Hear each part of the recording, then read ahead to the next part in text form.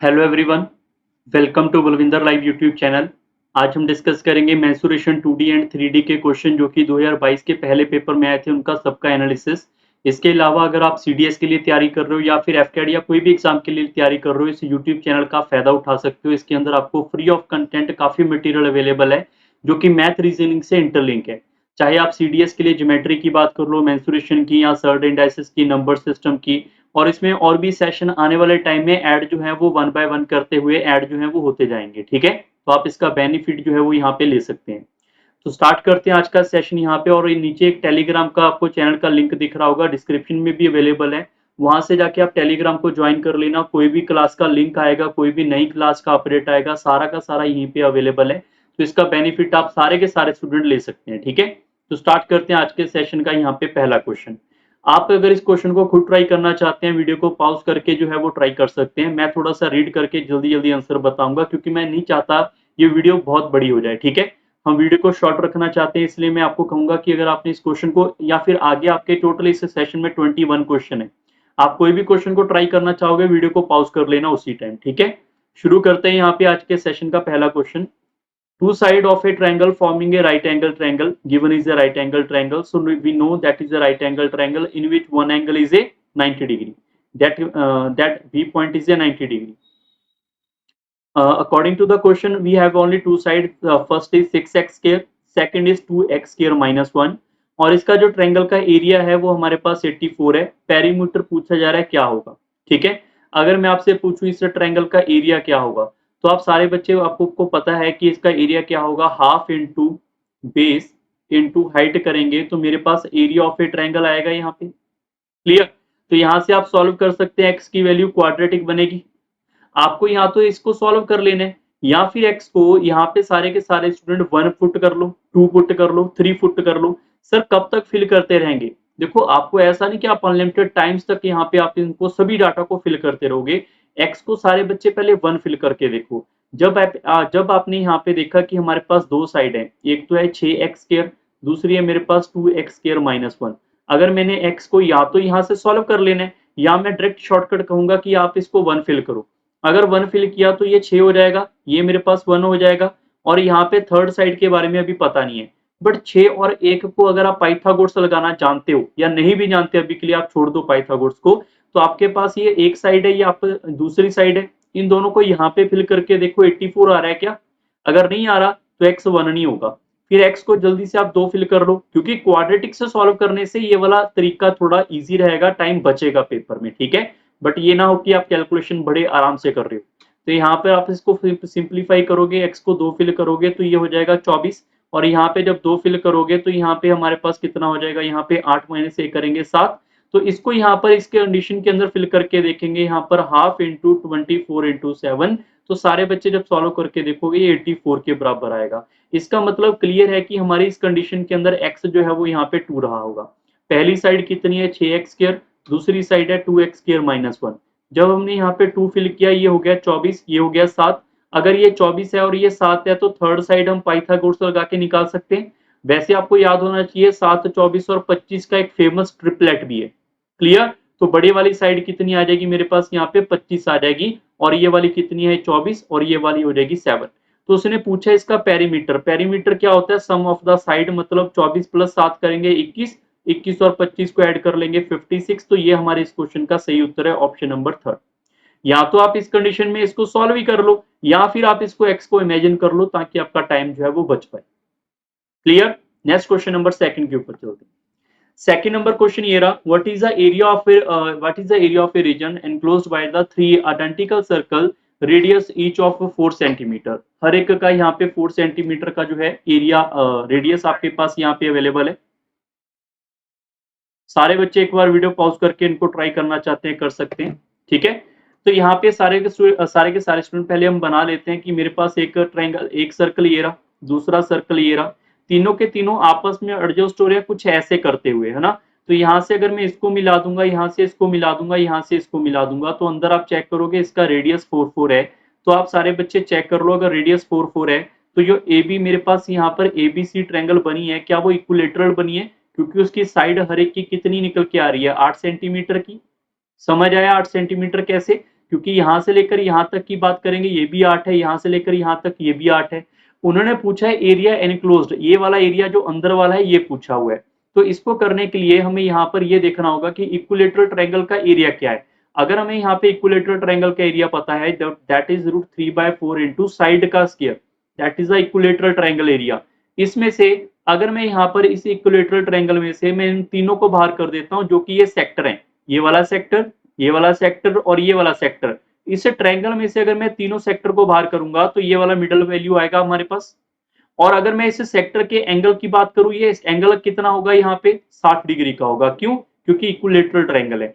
तो सेक्टर अगर हमें यहाँ पे 60 डिग्री का एंगल चाहिए, divide by 360 degree multiply by pi into are का स्क्वायर। आर कितना आएगा यहाँ पे 8 नहीं, 8 नहीं आएगा, इसका आर जो है वो 4 आएगा, 4 का स्क्वायर। क्लियर है? तो यहां से हमें सिंप्लीफाई करना पड़ेगा। अभी यहाँ पर एक सेक्टर है, ऐसे वाले 3 सेक्टर हैं टोटल। मैं थोड़ी सी डायग्राम को दोबारा बना देता हूं ताकि आपको समझने में थोड़ी सी आसानी यहाँ पे हो जाए।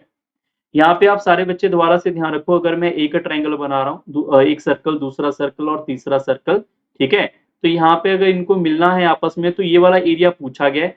हमारे पास ये वाले सारे के सारे 4 होने की वजह से क्या है, सारी की सारी साइड बराबर है। तो साइड अगर 8 सेंटीमीटर, हर एक ट्रायंगल की साइड गिवन है 8, तो आप सारे बच्चे बताओ इक्विलेटरल ट्रायंगल होगा। इक्विलेटरल ट्रायंगल का जो हमारे पास यहाँ पर ये वाला एंगल होगा ये कितना होगा 60 डिग्री का। अगर ये भी 60 है, ये भी 60 है, ये भी 60 है, तो सभी सिमिलर ही होंगे। तो एक का एरिया ये रहा, तो तीनों का एरिया 3 से मल्टीप्लाई। तो ट्रायंगल में से इसको बाहर करेंगे तो हमारा आंसर आ जाएगा। आप सारे के सारे स्टूडेंट इसको सॉल्व करके देख लेंगे, अभी सॉल्व कर लेते हैं। ये आएगा यहाँ पे 16√3 माइनस यहाँ पर ये 3 इससे होगा यहाँ पर 1/2 16 और यहाँ पे 8 पाई आएगा। आप सिंप्लीफाई कर लेना इसको। ये ऑप्शन नंबर आपका थर्ड यहाँ पे अवेलेबल है। क्वेश्चन नंबर थर्ड नंबर के ऊपर इस क्वेश्चन को देखो, थोड़ी सी कैलकुलेशन वाले क्वेश्चन थे इसके अंदर, तो ये आपको ध्यान रखना है कि mensuration 2D 3D all about concept plus calculation. बाकी ट्रिग्नोमेट्री के अंदर आपको ज्यादा कैलकुलेशन नहीं करनी पड़ती, वो कंसेप्ट पता हो तो हो जाता है। अलजेब्रा भी सेम ही है, अलजेब्रा में कैलकुलेशन है बट इतनी नहीं है जितनी मेंसुरेशन में। मेंसुरेशन ही एक लौता टॉपिक मुझे लगता है कि जिसमें कैलकुलेशन अवेलेबल है अभी तक, बाकी सभी के शॉर्टकट वॉर्टकट बन गए हैं। ठीक है, सो अभी इस क्वेश्चन के ऊपर आते हैं। यहाँ पे एक इक्विलेटरल ट्रायंगल है जिसकी साइड हमारे पास यहाँ पे एक्स है।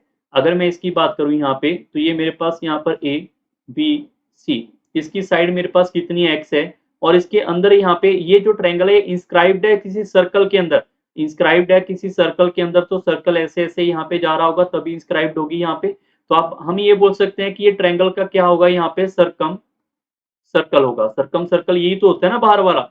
और ट्रायंगल की साइड हमारे पास यहाँ पे एक्स गिवन है, और इस ट्रायंगल का जो हमारे पास यहाँ पे रेडियस है, रेडियस यहाँ से लेकर यहाँ तक होता है, वो रेडियस हमारे पास वाई है। अब सब बच्चों को इतना पता होना चाहिए इक्विलेटरल ट्रायंगल का सर्कम रेडियस कितना होता है। सर्कम रेडियस होता है हमारे पास यहाँ पे साइड डिवाइड बाय √3, आपके पास होता है इसका रेडियस। रेडियस कितना है इसका यहाँ पे वाई। तो आप सिंप्लीफाई करोगे x is equal to √3y। ये इस क्वेश्चन का सही उत्तर है, ऑप्शन नंबर डी इसका सही है। इतना सा क्वेश्चन है, मैं रिपीट कर रहा हूँ। सर्कम रेडियस जो होता है वो होता है side divide by √3 for the equilateral triangle, understand. और अगर मैं यहाँ पे side divide by twice of √3 करूंगा तो इन रेडियस आ जाएगा सर्कल इक्विलेटरल ट्रायंगल का। क्वेश्चन नंबर 4, ये भी एक अच्छा क्वेश्चन है यहाँ पे। Water is trickling out of a completely filled cylindrical tank of height 1 metre and diameter is 2 metre. इसको हमने यहाँ पे फिल्ड किया है। हर एक सेकंड में स्फेरिकल ड्रॉपलेट जो है 1 सेंटीमीटर रेडियस की यहाँ पे tickles down from the bottom of the tank. तो 1 सेंटीमीटर की यहाँ पे टिकल होती है यहाँ पे बॉटम फ्रॉम द टैंक के। तो ये बताओ जो टैंक है वो एम्प्टी कितने टाइम तक अप्रोक्सीमेट हो जाएगा। सिंपल सा डाटा ये है कि पहले पता हो कि यार टैंक भरा कितना हुआ है। भरने वाली कैपेसिटी को क्या बोलते हैं, वॉल्यूम।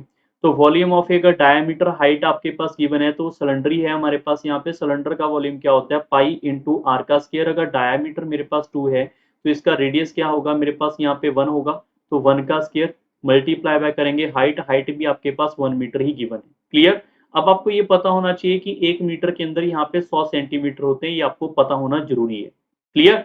तो अगर मैं यहाँ पर आपको बोल दूं यार इसको चेंज करो, तो आपके पास यहाँ पर काफी बच्चे इसमें गलती कर लेते हैं, सर एक ही तो है। भाई एक नहीं है, यहाँ पे एक जीरो तो अलग होंगी यहाँ पे, और एक जीरो अलग आएंगी, और इसकी भी यहाँ पे 2 जीरो अलग आएंगी। क्लियर। तो ये मेरे पास है वॉल्यूम। ये वॉल्यूम किसके बराबर आएगा, 1 सेंटीमीटर का जो यहाँ पे एक स्फेरिकल बॉल आता है, स्फेरिकल का वॉल्यूम क्या होता है मेरे पास यहाँ पे 4/3 इंटू पाई इंटू रेडियस का क्यूब।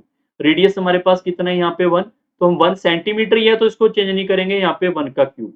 अब ये चीज होती कब है यहाँ पे 1 सेकंड के अंदर अंदर, ठीक है। अब ये चीज हमारे पास यहाँ पे 1 सेकंड, इसका मतलब ये नहीं कि ये बराबर हो जाएगा, ये चीज होती है हमारे पास यहाँ पे 1 सेकंड के अंदर। अगर आप इसको 60 से मल्टीप्लाई कर दोगे तो 60 सेकंड में काम हो गया। 60 सेकंड वाले को क्या बोलोगे आप, मिनट। मिनट को अगर मैं 60 से मल्टीप्लाई कर दूं तो क्या हो जाएंगे, घंटे। अब कितने घंटे वो हमें यहाँ पे फाइंड करनी है, understand. So now we can calculate, ये पाई से पाई कट जाएगा सीधा का सीधा, और यहाँ पर ये दो जीरो जो है, ये दो जीरो इससे कट कर दो सीधी की सीधी डायरेक्ट, 3 आप इससे कट कर दो यहाँ पे 2 बार, और यहाँ पे 4 जो है इससे कट कर दो यहाँ पे 25 टाइम, और कुछ कट हो रहा है यहाँ पे, ये वाला 2 जो है इससे कट कर दो 50, और ये वाला 6 बच गया हमारे पास, 6 इससे कट नहीं होगा, 6 को हम पॉइंटों में ले लेंगे अभी, 2 पहले कट कर लेते हैं यहाँ पे 25, और इधर 3 बच गया। तो आप 25 को 25 से मल्टीप्लाई करोगे, ये आएगा 625 divide by 3 equal to n। Solve करके देखो ये कितना आ रहा है, अप्रोक्सीमेट में 2, फिर आएगा 0, फिर आपके पास आएगा 8।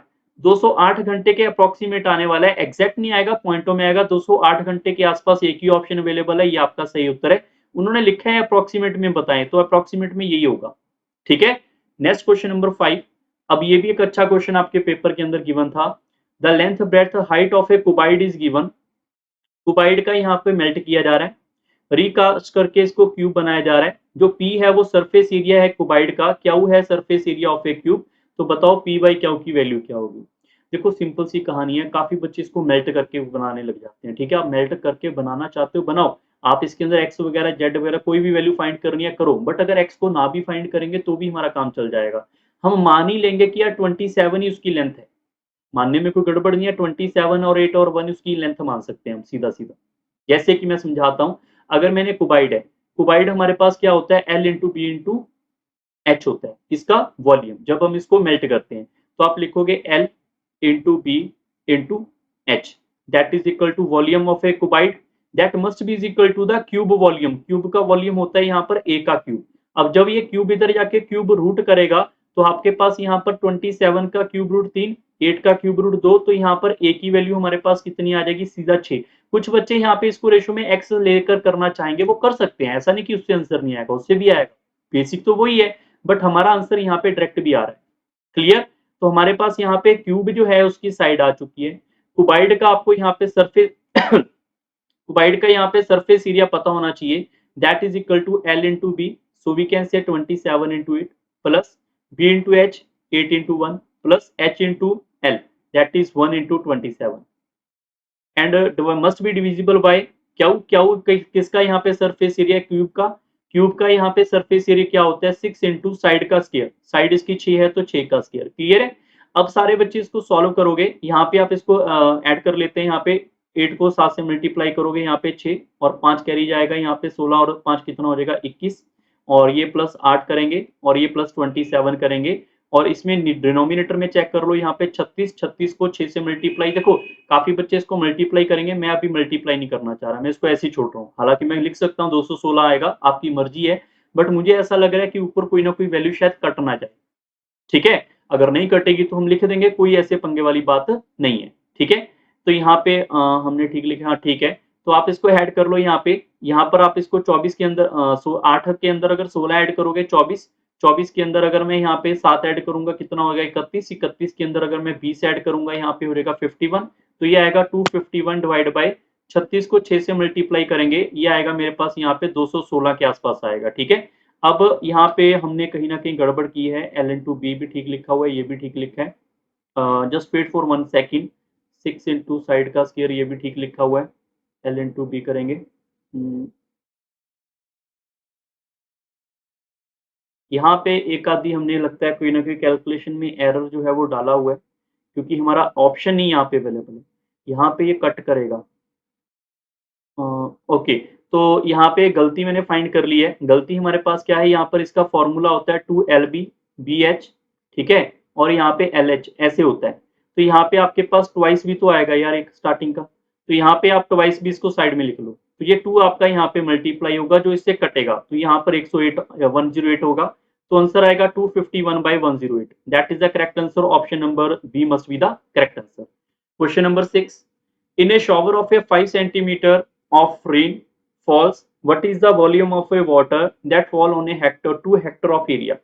सबसे पहले तो आप देखो कितना एरिया हमारे पास है यहाँ पे 2 हेक्टर का, तो 2 हेक्टर मैंने लिख दिया।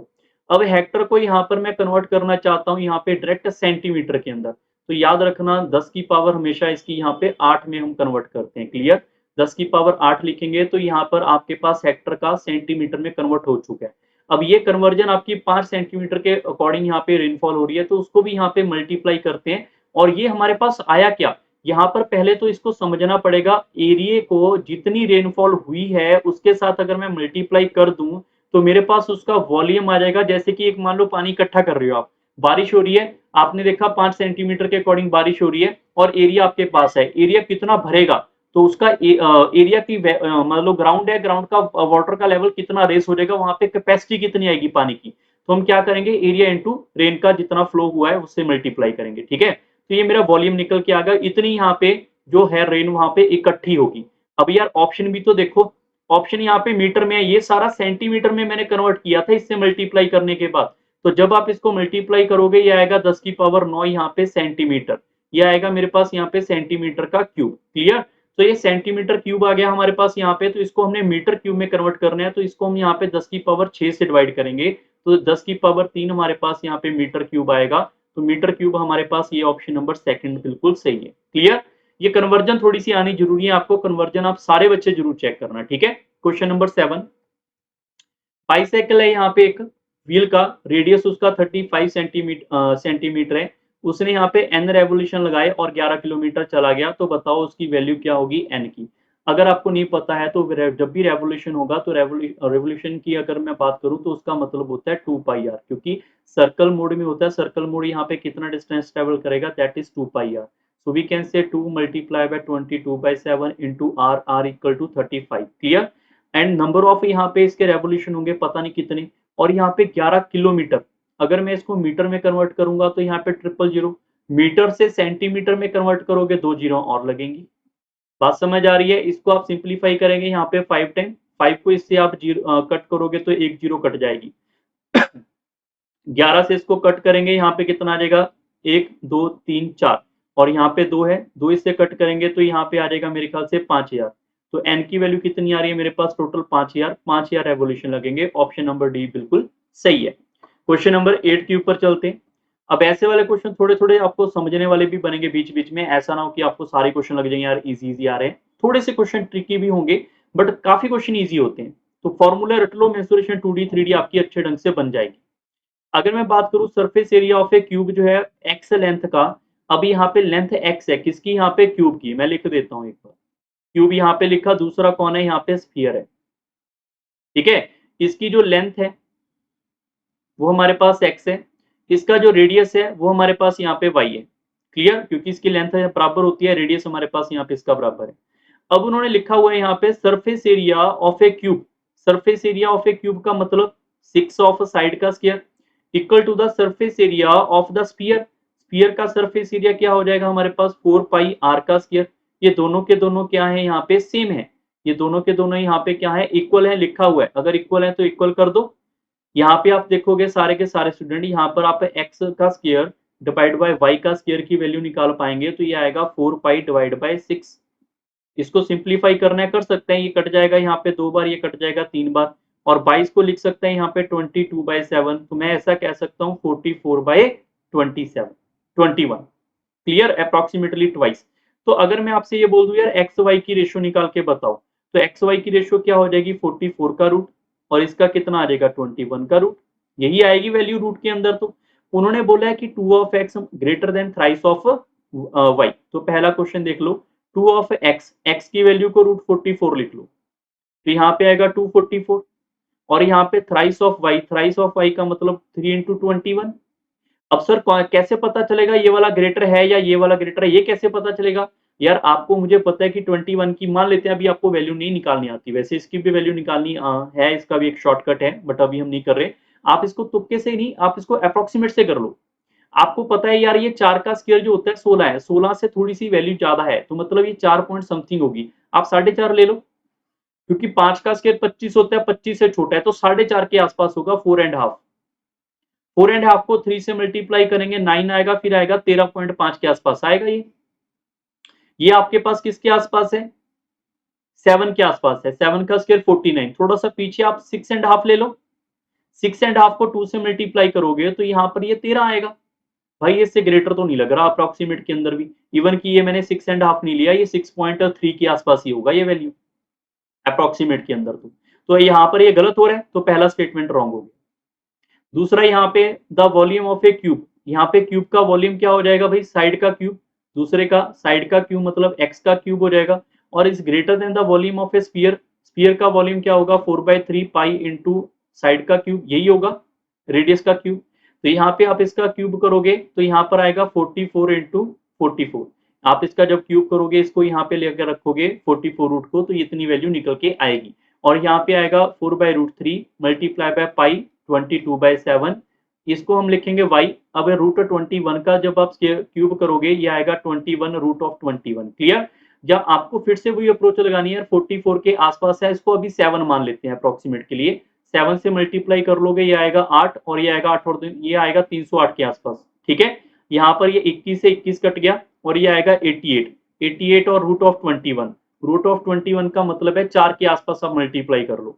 जब आप इसको 4 से आप मल्टीप्लाई करोगे तो यहाँ पर ये 320 के आसपास वैल्यू आएगी। हमने निकाली थी बिल्कुल ठीक थी, वो यहाँ पे 308 आएगी, और ये वाली वॉल्यूम जो है इससे यहाँ पे ग्रेटर नहीं हो जाएगी। अगर आपने अभी चेक किया होगा तो ये 320 के आगे बढ़ रही है, तो जो वॉल्यूम ऑफ ए स्फीयर है वो यहाँ पे ग्रेटर है इससे क्यूब से, तो यहाँ पे ग्रेटर क्यूब नहीं हो सकता। इसका मतलब ये दूसरा भी गलत है, आंसर इसका यहाँ पे डी ऑप्शन है।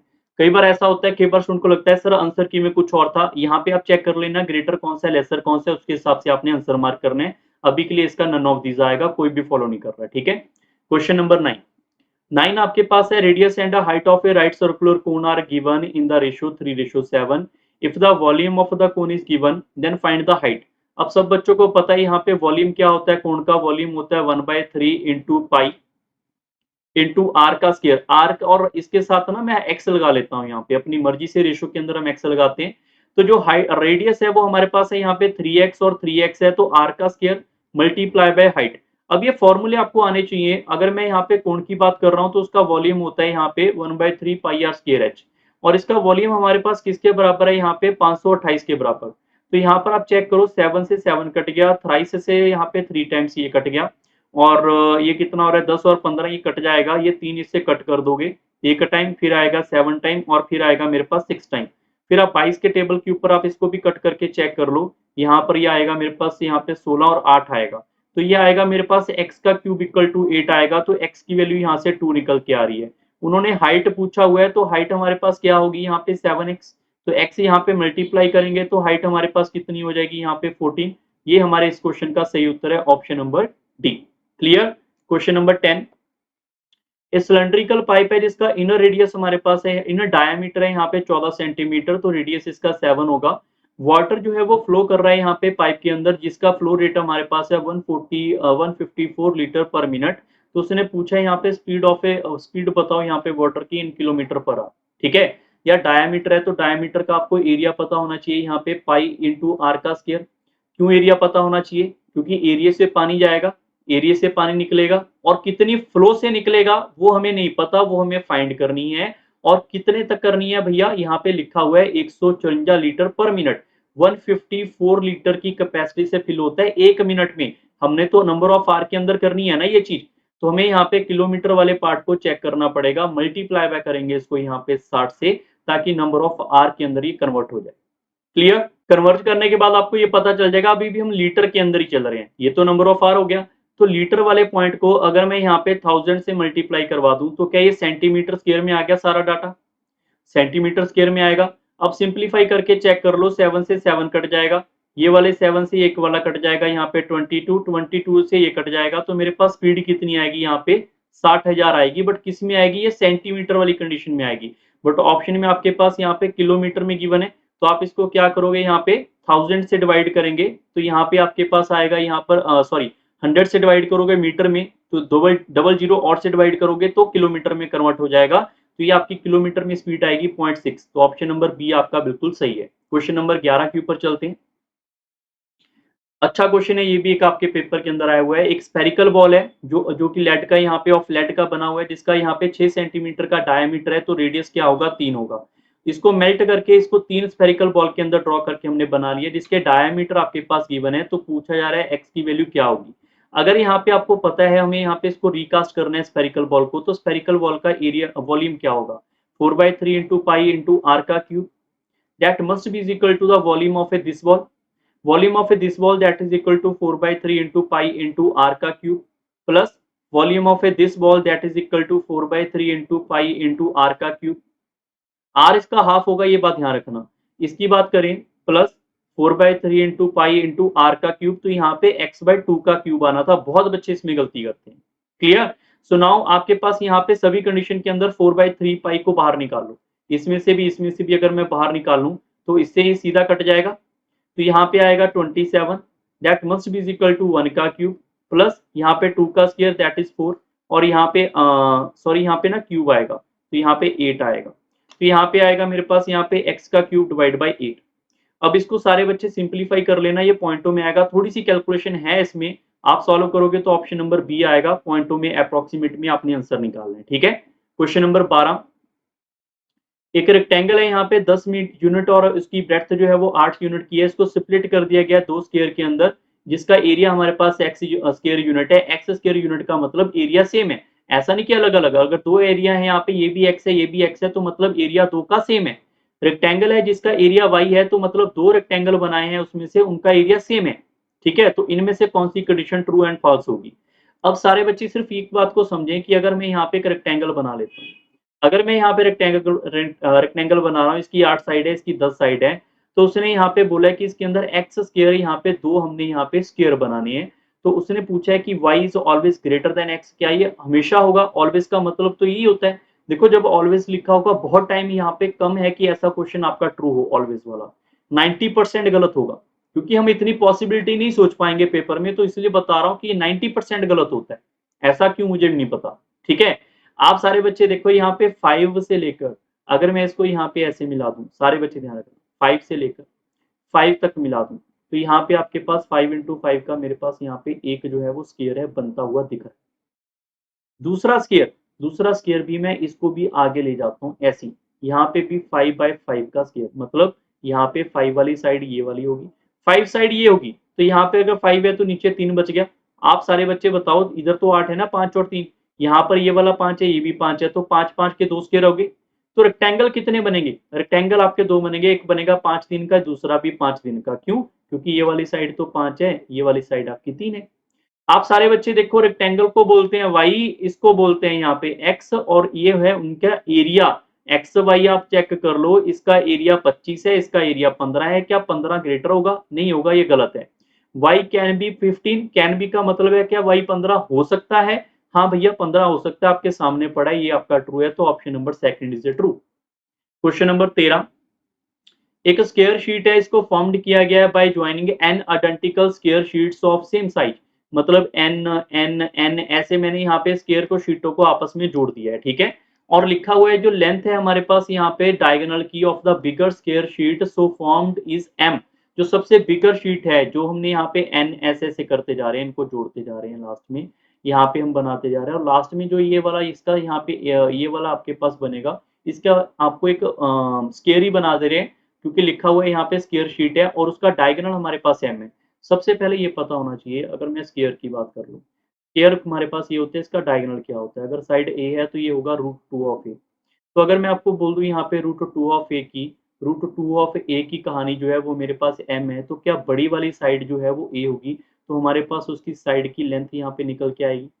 और अगर इसकी साइड हमारे पास निकल के आ चुकी है, उसने पूछा है यहाँ पे what is the side length of the smaller sheet cube, smaller वाले को हम ए लिख लेते हैं। क्लियर है, हम उसको अपनी मर्जी से अभी के लिए ए लिख लेते हैं। अब अगर मैं आपसे पूछ लूं कि यार यहाँ पे इसका एरिया क्या है, इस वाले का एरिया क्या होगा, एरिया क्या होता है साइड का स्क्वायर, तो इसका एरिया होगा मेरे पास यहाँ पे, सारे बच्चे ध्यान रखो, इसका एरिया होगा मेरे पास ए का स्क्वायर। और इसका एरिया क्या होगा, इसका भी एरिया ए का स्क्वायर। बट मेरे पास ये नंबर ऑफ शीट्स हैं, क्योंकि एन आइडेंटिकल शीट है, तो क्या ये दोनों बराबर होंगे, बिल्कुल बराबर होंगे डेफिनेटली। और ए की वैल्यू यहाँ से उठा के यहाँ पे रख दो, तो ये आएगा मेरे पास m का square by 2, that is equal to A का स्क्वायर मल्टीप्लाई बाय n। तो n उधर चला जाएगा, हमारे पास यहाँ पे आ जाएगा m का square divide by twice of n that is equal to a का स्क्वायर, और रूट कर देंगे दोनों साइड यहाँ पे, तो यहाँ से आपके पास बन के आएगा a is equal to m divide by twice of root two n। तो आपके पास ऑप्शन नंबर ये थर्ड वाला सही है, इसको यहाँ पे आप ऐसे कर लेना, ये आपका आंसर सही है। क्वेश्चन नंबर 14, रेक्टेंगुलर शीट है ऑफ लेंथ x, उसकी यहाँ पे आपके पास वैल्यू गिवन है x और ब्रेड्थ हमारे पास y है। If p is the volume of a cylinder rolling the sheet along it's breadth, इसको समझना जरूरी है सबके लिए। मान लो मैंने यहाँ पे एक रेक्टेंगल बना ली, रेक्टेंगल के लिए लेंथ जो है वो x है, ब्रेड्थ जो है वो y है। एक बार तो कह रहे हैं पहली कंडीशन के अंदर, p वाली कंडीशन के अंदर, कि हमने रोल किया है शीट को ब्रेड्थ के अकॉर्डिंग, तो आपको ये समझना होगा कि हमने लेंथ को चेंज नहीं किया है, ब्रेड्थ को यहाँ पे रिवॉल्व कर दिया है। अगर मैं इसको उठा के इसके साथ मिला दूंगा, सर्कल नहीं बन जाएगा वो। तो जो इसका यहाँ पे सर्कल का पेरीमीटर होगा 2 पाई r, ये मेरे पास यहाँ पे y के बराबर होगा, और जो इसकी यहाँ से लेकर हाइट होगी वो मेरे पास x होगी। क्लियर है? मैं रिपीट कर रहा हूं, अभी आपको दूसरे पॉइंट में ज्यादा समझ आएगा। दूसरी बार कह रहे हैं क्याऊ वाले फॉर्मेट में कि वॉल्यूम ऑफ द जो सिलेंडर है फॉर्म उसको बनाया गया है शीट को अलोंग इट्स लेंथ। अब की बार क्या हुआ है, हमने यहाँ पे लेंथ को यहाँ पे ऐसे करके रोटेट करके जोड़ देना है, और यहाँ पे y आपका इसकी हाइट रहेगा। जो इसका यहाँ पे सरकमफ्रेंस है ये होगा इस अब की बार 2 पाई r इक्वल टू x, और इसकी जो हाइट होगी वो मेरे पास होगी यहाँ पे y। ये क्यों और कैसे हुई, इस वाले पॉइंट को उठा के जब मैं इसके साथ ऐसे करके मिला दूंगा तो क्या नीचे आपका सर्कुलर फॉर्मेट बनेगा। तो दो हमारे पास यहाँ पे कोण बनते हुए नजर आ रहे हैं, सॉरी कोण नहीं, सिलेंडर बनते हुए नजर आ रहे हैं। ठीक है, अगर मैं आपको यहाँ पर ऊपर वाले के लिए बोलूँ, आप सारे बच्चे इस पॉइंट को समझ लो, अगर मैं यहाँ पे इसको सॉल्व करने के लिए बोलूँ तो यहाँ पे आपके पास r की वैल्यू क्या आएगी, y डिवाइड बाय 2 पाई आएगी, और इसकी हाइट मेरे पास होगी यहाँ पे x।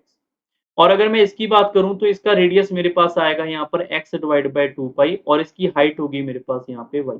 और इन्होंने लिखा हुआ है Q is equal to twice of p, क्योंकि ये क्याऊ ही इसका वॉल्यूम है और p इसका वॉल्यूम है।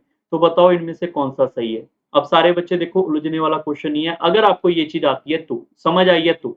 अगर मैं इसकी क्याऊ की वैल्यू की बात करूं तो क्याऊ हमारे पास यहाँ से आएगा, और वॉल्यूम ऑफ ए सिलेंडर क्या होता है, वॉल्यूम ऑफ ए सिलेंडर होता है पाई इंटू आर का स्क्वायर। आर इसका ये रहा, तो हम इसका स्क्वायर करेंगे, x का square divide by twice into pi का स्क्वायर, और यहाँ पे इंटू हाइट करेंगे, हाइट इसकी कितनी है हमारे पास यहाँ पे y है, और इसको इक्वल करना है ट्वाइस ऑफ p। p का वॉल्यूम कितना आएगा, उसका रेडियस तो ये रहा, तो वॉल्यूम क्या होता है पाई इंटू आर का स्क्वायर। आर का स्क्वायर करेंगे तो यहाँ पे y का स्क्वायर डिवाइड बाय कितना हो जाएगा, यहाँ पे सॉरी यहाँ पे हमने ट्वाइस करना था, यहाँ पे ना 4 हो जाएगा। जब 2 का स्क्वायर करेंगे 4 नहीं हो जाएगा, तो यहाँ पे भी 4 आएगा। इसको थोड़ा सा मैं दोबारा से लिख देता हूँ, थोड़ा सा क्वेश्चन है यहाँ पे टाइम कंज्यूमिंग वाला। तो यहाँ पे आपके पास आ जाएगा यहाँ पे y का स्क्वायर डिवाइड बाय 4 पाई का स्क्वायर इंटू हाइट। हाइट इसकी कितनी है हमारे पास यहाँ पे x, तो आप इसको x से मल्टीप्लाई करोगे। अब यहाँ पे 4 पाई का स्क्वायर 4 पाई के स्क्वायर से कट जाएगा, और पाई से पाई ये वाला कट जाएगा। एक हमारे पास यहाँ पर आपके पास है एक्स स्क्वायर वाई है, तो एक्स वाई और एक्स वाई कट जाएगा, यहाँ पे बचेगा x, यहाँ पे बचेगा y, तो x equal to twice of y आएगा। ऑप्शन नंबर थर्ड बिल्कुल सही है। क्वेश्चन नंबर 15, जो पीछे वाला क्वेश्चन है, ऐसे क्वेश्चन देखो आपको वीडियो पॉज करके दोबारा से समझने चाहिए, ताकि आपको अगर ऐसा क्वेश्चन आया पेपर में तो आप इजीली ढंग से कर पाओगे। ठीक है, question number 15, a tall cylinder of container with circular base of, एक टॉल सिलेंडर है, कंटेनर है जिसका सर्कुलर बेस है, रेडियस उसका यहाँ पे 18 गिवन है, तो आर हमारे पास यहाँ पे 18 गिवन है। उसके अंदर गुड क्वालिटी ऑफ वाटर है, मेटल बॉल है जिसका रेडियस हमारे पास यहाँ पे 0.9 सेंटीमीटर है, इसको उसके अंदर डाल दिया गया है। तो उसने पूछा है how many ball are required to reach the water level by 3 centimetre. हमें यहाँ पे सिर्फ ये देखना है कितनी बॉल को रखें कि पानी इतना बढ़ जाए। तो हमें यहाँ पे पता होना चाहिए सिलेंड्रिकल का वॉल्यूम क्या है। सिलेंडर का वॉल्यूम होता है पाई इंटू आर का स्क्वायर इंटू हाइट। हाइट हम यहाँ पे अब की बार ये 3 रखेंगे, हमें ये पता हो ना कितना वॉल्यूम बढ़ाना है। मान लो कितना हमने यहाँ पे पानी को बढ़ाना है, हम मान ही लेते हैं कि यहाँ से लेकर यहाँ तक हाइट ही 3 है, जितना पानी भरा हुआ था उसको निगलेक्ट मारो, क्योंकि हमने तो इसके अंदर देखना है ना, अगर 3 सेंटीमीटर बढ़ाना है तो कितनी बॉल चाहिए। तो कितनी बॉल चाहिए, बॉल का हमें यहाँ पे ये पता होना चाहिए volume. Volume of a ball that is a 4/3 into pi into are का क्यूब। आर का क्यूब कितना हो जाएगा हमारे पास यहाँ पे 3 बार लिखोगे, और कितनी हमें यहाँ पे बॉल चाहिए, नंबर ऑफ बॉल चाहिए, हमें नहीं पता कितनी। ठीक है, so now we have to solve. सबसे पहले पाई से पाई कट कर दो, पाई यही वाला, फिर 9 है, 18 यहाँ पे 2 बार था, 18 को हम 2 बार लिख लेते हैं। एक बार 9 आपका इससे कट गया, 2 आ गया, एक बार 9 आपका इससे कट गया, यहाँ पे 2 आ गया, 2 और 2 कितना हो गया 4, 4 इससे कट गया, ठीक है। 3 हमारा यहाँ पे इससे कट गया 3 बार, और ये वाला 3 इससे कट गया। तो आप सिंपली चेक करो n की वैल्यू क्या 1000 आ रही है, और ये आपके इस क्वेश्चन का सही उत्तर है। क्लियर। वॉल्यूम को बराबर करना है, नंबर ऑफ बॉल के लिए n यूज करेंगे, जितना पानी रेस करना है उसी को हाइट मान लेंगे सिलेंडर की, बाकी कुछ भी नहीं है इसके अंदर, ठीक है। क्वेश्चन नंबर 16, एक इक्विलेटरल ट्रायंगल है, शीट है, जिसको फॉर्म्ड किया जा रहा है यहाँ पे 9 आइडेंटिकल यहाँ पे ऐसे ज्वाइंट किया जा रहा है, ईच ऑफ एरिया आपके पास गिवन है। तो अगर मैं आपको यहाँ पर एक बोल दूं कि यहाँ पे ना इक्विलेटरल ट्रायंगल है, इक्विलेटरल ट्रायंगल का एरिया होता क्या है? इक्विलेटरल ट्रायंगल का एरिया होता है √3/4 इंटू साइड का square, that is equal to the equilateral triangle area. √3 से √3 कट जाएगा, हमारे पास एक का स्क्वायर आएगा 36, तो साइड कितनी आएगी यहाँ पे 6।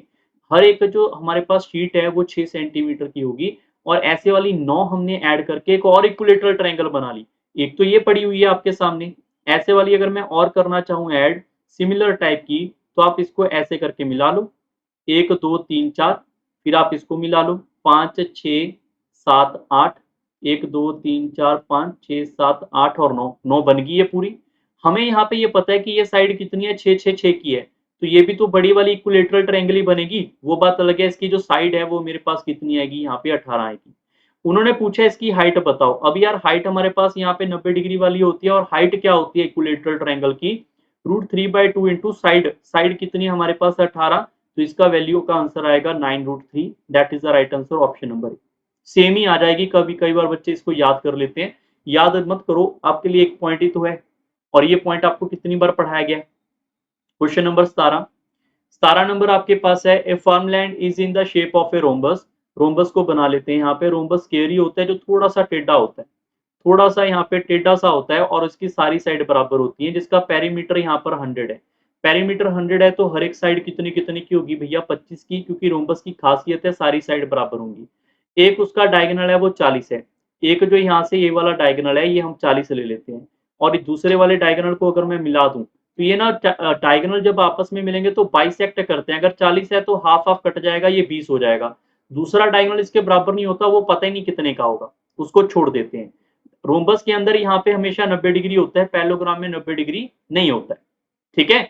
सो अब आपको यहाँ पे 90 डिग्री के इस वाले इसको O मान लेते हैं, तो यहाँ पे आप सारे बच्चे सिर्फ इसको ध्यान रखो, AOB को, O के ऑपोजिट 25 है, और A के ऑपोजिट हमारे पास यहाँ पे 20 है, और ये नहीं पता, क्या सारे बच्चे इसको पाइथागोरस लगा के कर सकते हैं, x का स्क्वायर प्लस 20 का स्क्वायर इक्वल टू 25 का स्क्वायर, यहाँ से x फाइंड हो जाएगा। अगर ये नहीं पता तो आपको ये तो पता होगा ना, यहाँ पे 3 4 5 वाली, 3 4 और 5, यहाँ पे 5 को अगर 5 से मल्टीप्लाई कर दो इसको भी, तो आपके पास 20 और 25 आएगा, जो कि है भी यहाँ पे, तो इसको भी 5 से मल्टीप्लाई कर दो, ये 15 रहा होगा। मतलब आप इसको यहाँ से सॉल्व कर लो या डायरेक्ट कर लो, आपकी मर्जी है। ये डायगोनल यहाँ से लेकर यहाँ तक 15 होगा। अगर आपसे ये पूछ लेते दूसरा डायगोनल बताओ, तो 15 ये रहा, 15 ये रहा, 30 का होता। उन्होंने पूछा है कि यहाँ पर ईच पार्ट का एरिया बता दो, जो कि 4 हिस्से हुए हैं, तो हर एक का हिस्सा बराबर बराबर होगा। और अगर मैं आपको पूछ लूं राइट एंगल ट्रायंगल का एरिया बताओ, तो area of a right angle triangle half into, यहां से करेंगे half into base into height, क्योंकि बेस हमारे पास ये रहा, हाइट मेरे पास ये रही, तो हम यहां से सॉल्व करेंगे तो 150 आएगा। यही इस क्वेश्चन का सही उत्तर है। हम चाहते हैं तो दूसरे डायगोनल निकाल के पूरे रोम्बस का एरिया निकाल के उसको भी डिवाइड बाय 4 कर सकते हैं, वो भी हमारा आंसर ठीक है।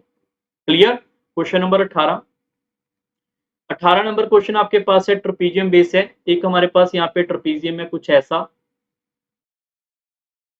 ए और बी जो है वो पैरेलल है किसके, यहाँ पे सी और डी के, और ई एफ आपके पास मिड पॉइंट है ए डी और बी सी के, तो यहाँ पर ई पॉइंट यहाँ पे है, एफ पॉइंट यहाँ पे है, इसके मिड पॉइंट है लिखा हुआ है, और उसने लिखा है ई एफ की वैल्यू 10 है, तो ए बी और डी सी की भी वैल्यू गिवन है, A B minus D C की वैल्यू आपके पास गिवन है 4, तो इन दोनों का प्रोडक्ट पूछा है। अब हमें ये पता होगा तभी सॉल्व होगा ना, अगर आपने मेरी कोई भी ट्रपीजियम की क्लास लगाई है, आपको बेसिक पता होना चाहिए, ई एफ होता है half of A B plus C D, ये आपको पढ़ाया हुआ है मैंने। अब ई एफ की वैल्यू 10 है, ये 2 पर मल्टीप्लाई कर देंगे तो 20 हो जाएगा। तो क्या सारे बच्चे आप मुझे सिर्फ ये बताओ, हमें इन दोनों का सम पता चल गया, A B plus C D का सम कितना आएगा, 20 आएगा। दोनों को ऐड कर दोगे तो ए बी हमारे पास कितना आ जाएगा, यहाँ पे 24, और ट्वाइस टाइम है तो ए बी की वैल्यू 12, 12 को आप यहाँ पे रखोगे तो डी सी 8 होगा तभी 4 होगा। तो उन्होंने यहाँ पर ए बी और सी डी की वैल्यू पूछी है, तो मतलब 12 इंटू 8 करेंगे तो इसका एरिया आपके पास 96 होगा, यही उन्होंने पूछा हुआ है। क्लियर है?